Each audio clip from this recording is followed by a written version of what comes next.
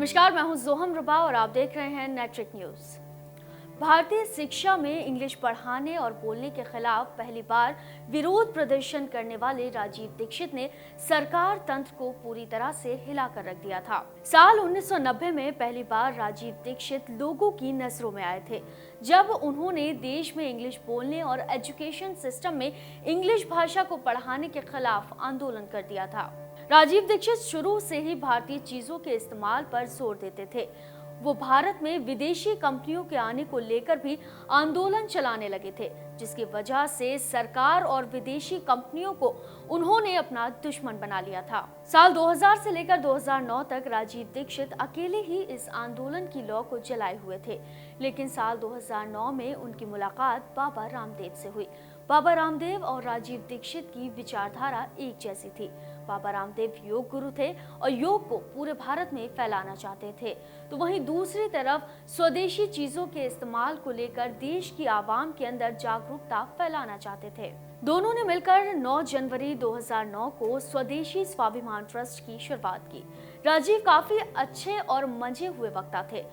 उनके भाषण को सुनने के लिए हजारों की संख्या में लोग आते थे। राजीव दीक्षित काफी तेजी से प्रसिद्ध होने लगे। खैर, ये सिलसिला कुछ ऐसे ही चलता रहा, लेकिन 26 नवंबर 2010 को राजीव को हमेशा की तरह ट्रस्ट के लिए भाषण देने छत्तीसगढ़ गए। फिर 28 नवंबर को बिलासपुर पहुंचे, वहां अपने कार्यक्रम को सफलतापूर्वक पूरा किया।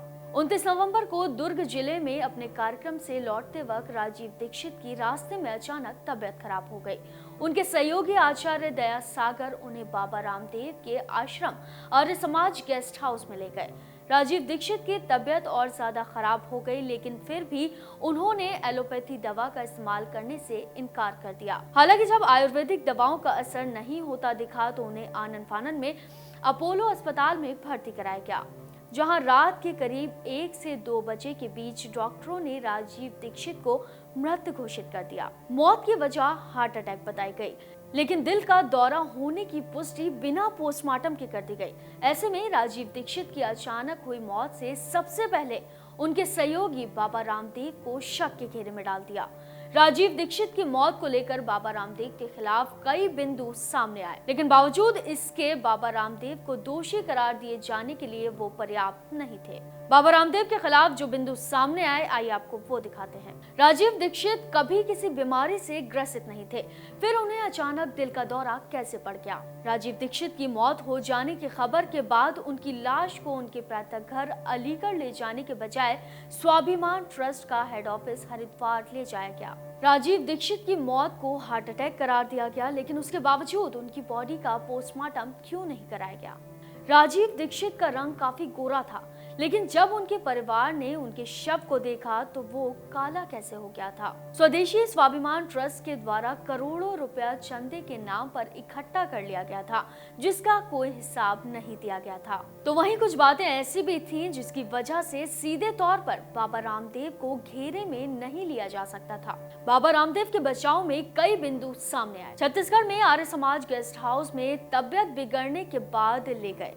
ऐसे में बाबा रामदेव के आश्रम को जानबूझकर निशाना साधने का मौका नहीं देना चाहते थे। बाबा रामदेव स्वदेशी चीजों के इस्तेमाल करने और विदेशी चीजों के बहिष्कार करने को लेकर आंदोलन चलाया करते थे। ऐसे में राजीव दीक्षित और बाबा रामदेव ने कई विदेशी कंपनियों को अपने खिलाफ कर लिया था। राजीव दीक्षित की मौत आज भी पूरी तरह से रहस्यमय बनकर रह गई। उनकी मौत हत्या थी या हादसा, ये गुत्थी आज भी अनसुलझी है। फिलहाल के लिए इतना ही। ऐसी ही वीडियोस के लिए चैनल को सब्सक्राइब करना ना भूलें। आप देख रहे हैं नेट्रिक न्यूज, साहस सच कहने का।